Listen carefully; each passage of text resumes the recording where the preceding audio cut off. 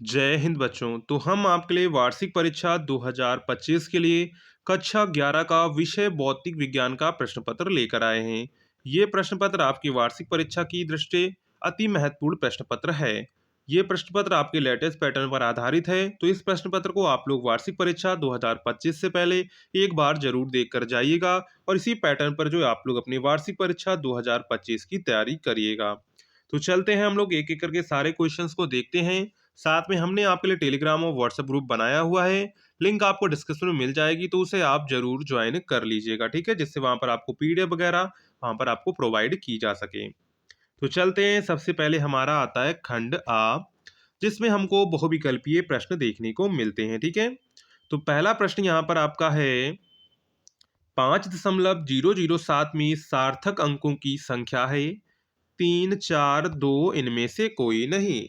तो 5.007 में सार्थक अंकों की संख्या कितनी है? तो सार्थक अंकों की संख्या है 4। कितनी है? 4 है। तो यहाँ पर राइट आंसर क्या हो जाएगा? तो यहाँ पर राइट आंसर हो जाएगा आपका सेकेंड वाला 4, ठीक है। इसके बाद नेक्स्ट है दाब का मात्रक है, क्या है? दाब का मात्रक है न्यूटन इंटू मीटर, न्यूटन प्रति मीटर स्क्वायर, न्यूटन प्रति मीटर कोई नहीं। तो दाब का मात्रक क्या है? तो दाब का मात्रक है न्यूटन प्रति मीटर स्क्वायर। क्या है? न्यूटन प्रति मीटर स्क्वायर। ऑप्शन नंबर यहाँ पर आपका जो करेक्ट हो जाएगा वो करेक्ट हो जाएगा सेकेंड वाला, न्यूटन प्रति मीटर स्क्वायर। नेक्स्ट है पृथ्वी तल पर पलायन वेग का मान है। तो पृथ्वी तल पर पलायन वेग का मान है 11.2 मीटर प्रति सेकेंड, 11.2 किलोमीटर प्रति सेकेंड, 11.2 किलोमीटर प्रति मिनट और सभी। तो यहाँ पर राइट आंसर क्या हो जाएगा? तो यहाँ पर राइट आंसर होगा 11.2 किलोमीटर प्रति सेकेंड, इसका राइट आंसर हो जाएगा। तो ऑप्शन नंबर यहाँ पर आपका क्या करेक्ट होगा? तो ऑप्शन नंबर यहाँ पर आपका सेकेंड वाला करेक्ट हो जाएगा, ठीक है। इसके बाद नेक्स्ट है अनंत लंबाई के सरल लोलक का आवर्त काल है। तो अनंत लंबाई के सरल लोलक का आवर्त काल है 84.6 सेकेंड, 84.6 मिनट, 84.8 सेकेंड और अनंत। तो यहाँ पर राइट आंसर क्या हो जाएगा?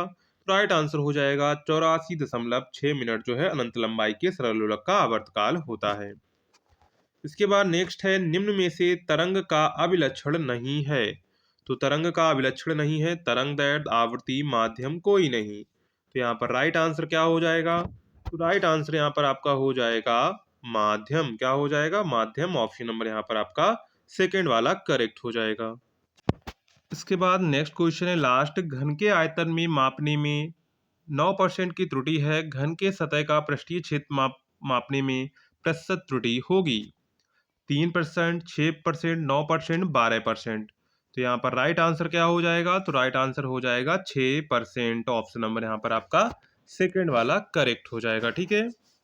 इसके बाद आता है हमारा खंड बा, जो हमारे रिटर्न होते हैं, ठीक है। तो खंड बा पर हम लोग देखते हैं सबसे पहला क्वेश्चन यहाँ पर क्या दिया गया है। सबसे पहला क्वेश्चन है जी की विमा लिखिए, यानी कि कैपिटल जी की विमा होगी। तो कैपिटल जी की विमा देख लीजिए क्या होगी, m की पावर -1 l क्यूब t की पावर -2। इसकी ये होगी कैपिटल जी की विमा, m की पावर -1 l की पावर 3 t की पावर -2। इसके बाद नेक्स्ट है दूरी और विस्थापन में दो अंतर लिखिए। तो दूरी और विस्थापन में हम अंतर लिख सकते हैं। फिर सबसे पहले आप दूरी की परिभाषा लिख सकते हैं, किसी वस्तु द्वारा या किसी के द्वारा चली गई कुल दूरी, कुल जो है माप को दूरी कहते हैं। और विस्थापन क्या कहते हैं? विस्थापन किन्हीं दो अधिकतम यानी कि दो न्यूनतम बिंदुओं के बीच की दूरी चली गई दूरी को विस्थापन कहते हैं। विस्थापन निगेटिव भी हो सकता है, जीरो भी हो सकता है, जबकि दूरी जो है निगेटिव और ना ही जीरो हो सकती है, ठीक है। दो अंतर आप लिख सकते हैं, दूरी अदिश राशि है, विस्थापन सदिश राशि है, ठीक है। तीन अंतर आपके हो गए। समतापी प्रक्रम किसे कहते हैं? एक उदाहरण लिखिए। तो समतापी प्रक्रम और दूरी और विस्थापन, जी की विमा, इन सबको आपको अच्छे से याद कर लेना है, ठीक है। इसके बाद ऊष्मा इंजन किसे कहते हैं, इसके बारे में आप बता सकते हैं। आदर्श गैस की आंतरिक ऊर्जा किस पर निर्भर करती है, इसको बताइए। श्यानता गुणांक की विमा लिखिए। तो श्यानता गुणांक की विमा देख लीजिए क्या बनेगी। तो श्यानता गुणांक की विमा बनेगी, इस तरह का कोष्टक आपको जरूर लगाना है विमा लिखते समय, अगर ये नहीं लगाएंगे तो आपकी विमा गलत हो जाएगी, ठीक है।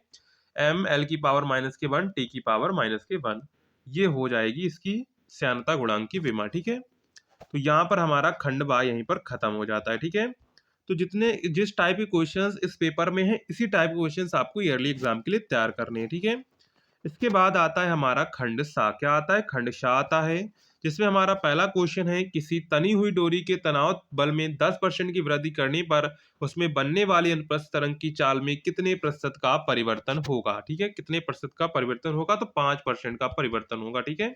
अगर आपको इसका डिटेल सोल्यूशन जाना है तो आप चैनल पर विजिट करिए, वहां पर इसका आपका डिटेल सोल्यूशन आपको मिल जाएगा, ठीक है।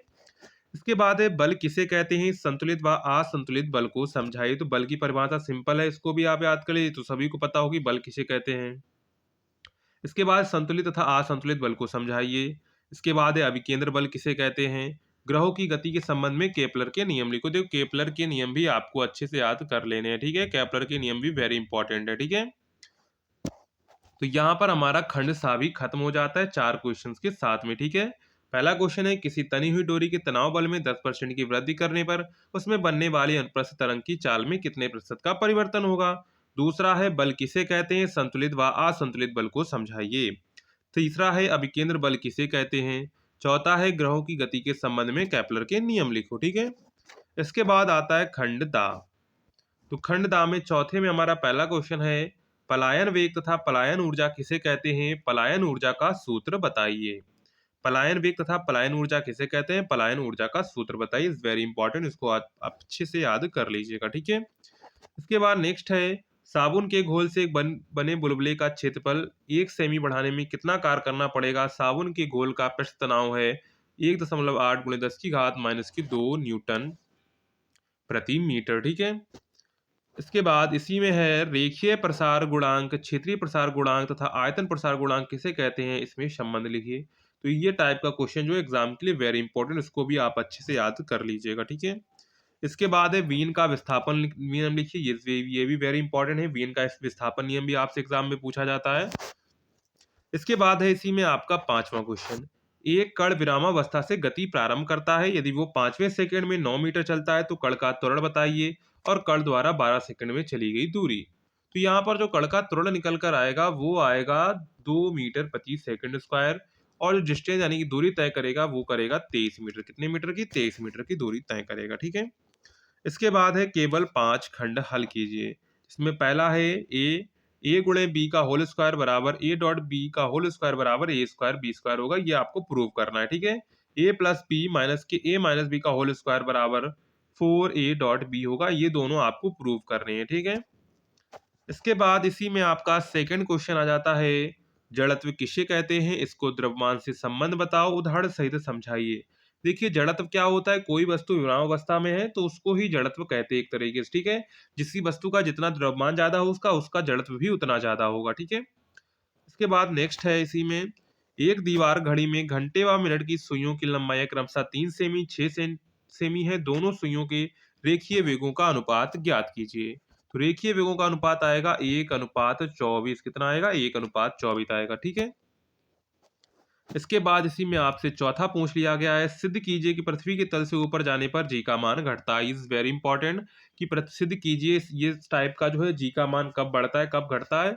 इसको आप अच्छे से, इस टॉपिक को अच्छे से एग्जाम से पहले समझ लीजिएगा, ठीक है। इसके बाद है, प्रत्यक्षता किसे कहते हैं, प्रत्यक्षता की सीमा को समझाइए।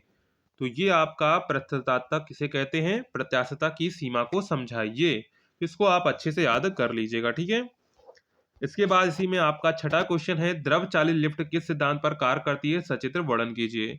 तो द्रव चालित जो लिफ्ट वाला क्वेश्चन है इसको भी आप प्रॉपर अच्छे से याद कर लीजिएगा। ये भी आपके एग्जाम में ज्यादातर पूछा जाता है, द्रव चालित लिफ्ट वाला, उसका डायग्राम भी आपसे बनाने के लिए पूछ सकता है, तो आप उसको अच्छे से बना लीजिएगा, ठीक है। इसके बाद आता है खंड या, ठीक है। तो यहाँ पर खंड या में क्या होंगे, अथवा अथवा करके हमको 2 दिए जाएंगे, दोनों में से आप कोई एक, यहाँ पे आपकी जो भी चॉइस हो उसके चॉइस के बेस पर आप लोग जो है कर सकते हैं, ठीक है। जिसमें पहला क्वेश्चन है, बर्नौली की प्रमेय लिखिए, यानी कि बर्नौली की प्रमेय क्या है उसको लिखना है। असमान अनुप्रस्थ काट क्षेत्रफल के क्षैतिज पाइप के एक सिरे पर जल 0.4 मीटर प्रति सेकंड के वेग से प्रवेश करता है तथा दूसरे सिरे से 0.6 मीटर प्रति सेकंड के वेग से बाहर निकलता है। पहले सिरे पर जल का दाब 1500 न्यूटन प्रति मीटर स्क्वायर है, तो दूसरे सिरे पर दाब ज्ञात कीजिए। तो दूसरे सिरे पर भी दाब कितना होगा, दूसरे सिरे पर दाब होगा 1400 न्यूटन प्रति मीटर स्क्वायर। कितना होगा? 1400 न्यूटन प्रति मीटर स्क्वायर होगा, ठीक है। इसके बाद है सिद्ध कीजिए कि प्रक्षेप का पथ परवलयाकार होता है। इज वेरी इंपॉर्टेंट, ये आप यहाँ पे ईयरली एग्जाम आपको जरूर देखने को मिलेगा। तो प्रक्षेप का जो पथ परवलयाकार होता है इसको सिद्ध करना है, ठीक है। तो इसको आप अच्छे से याद कर लीजिएगा। इसके बाद इसी में क्वेश्चन नंबर 7 आता है, सिद्ध कीजिए सी पी माइनस के सी आर बराबर आर। सी पी माइनस के सी वी होता है यहाँ पर, ठीक है। क्या होता है? सी पी माइनस के सी वी होता है। सी पी माइनस के सी वी बराबर आर, इसको आप अच्छे से याद कर लीजिएगा, ठीक है। प्रूव करने वाला है। अथवा में आपको दिया गया है, एक गैस 4 वायुमंडल के दाब पर 75 लीटर से 125 लीटर तक प्रसारित होती है। यदि एक वायुमंडल का दाब 1 गुणे 10 की घात 5 न्यूटन प्रति मीटर स्क्वायर हो तो इस प्रसारण प्रसारण द्वारा किए गए कार्य की गणना कीजिए। तो यहाँ पर हमसे कार्य पूछा है, मतलब कि डब्ल्यू पूछा है। डब्ल्यू कितना आएगा? 2 × 10 की घात 4 जूल। कितना आएगा? 2 × 10 की घात 4 जूल आएगा। इसके बाद इसी में आपका 8वां क्वेश्चन आ जाता है, सरल लोलक के आवर्तकाल का व्यंजक प्राप्त कीजिए। यानी कि सरल लोलक का आवर्तकाल का व्यंजक आपको प्राप्त करना, ये भी क्वेश्चन वेरी इंपॉर्टेंट है। तो इसको भी आप जो है टिक कर लीजिए और इसको अच्छे से याद कर लीजिएगा। अथवा में आपको दूसरा दिया गया है, सरल आवर्त गति करते हुए किसी कण का अधिकतम वेग 1.0 मीटर प्रति सेकेंड है तथा अधिकतम त्वरण 1.5 मीटर प्रति सेकेंड स्क्वायर है, तो कण का आवर्तकाल ज्ञात कीजिए। तो कण का यहाँ पर आवर्तकाल कितना आएगा? तो कण का आवर्तकाल जो आएगा यहाँ पर वो आएगा 4 सेकंड। कितना आएगा? आवर्तकाल बराबर 4 सेकंड आएगा, ठीक है। इसके बाद इसी में हमारा लास्ट क्वेश्चन बचता है, कलन विधि से गति के समीकरणों का निगमन कीजिए। इस पेपर में जितने इंपॉर्टेंट क्वेश्चन है सारे इंपॉर्टेंट क्वेश्चंस में कवर हो गए हैं। तो इस क्वेश्चंस को आप अच्छे से याद कर लीजिएगा, जिस टाइप के क्वेश्चंस हमने आपको बताए हैं। कलन विधि से गति के समीकरणों का निगमन कीजिए और ग्राफीय विधि से भी याद कर लीजिएगा, ठीक है। एक क्वेश्चन आपको कलन से या फिर ग्राफीय से देखने को मिल जाएगा, ठीक है। इसके बाद अथवा में अगर आपको ऊपर वाला नहीं तो आप नीचे वाला कर सकते हैं। यदि ए वेक्टर बराबर दिया गया है 3i plus cap plus 2j cap plus के कैप बराबर बी बराबर 5i cap plus 5j cap plus के कैप हो तो ए डॉट बी तथा ए क्रॉस बी का मान बताइए, ठीक है। तो यहाँ पर दोनों में से आप कोई एक यहाँ पे कर सकते हैं, ठीक है। इसमें इस पेपर में खास बात क्या है, इसमें जितने भी सारे इंपॉर्टेंट क्वेश्चन से ज़्यादातर इसमें आपको दिए गए हैं। तो इस जितने भी क्वेश्चंस हमने आज कराए हैं इन क्वेश्चंस को आप अच्छे से याद कर लीजिएगा और इसी तरह के क्वेश्चंस आप एग्जाम से पहले तैयार करके जाइएगा, ठीक है। चलिए, अगर आपको वीडियो पसंद आई हो तो वीडियो को लाइक करिएगा, चैनल को सब्सक्राइब करिएगा, वीडियो को शेयर करिएगा। मिलते हैं नेक्स्ट वीडियो में, तब तक के लिए जय हिंद बच्चों।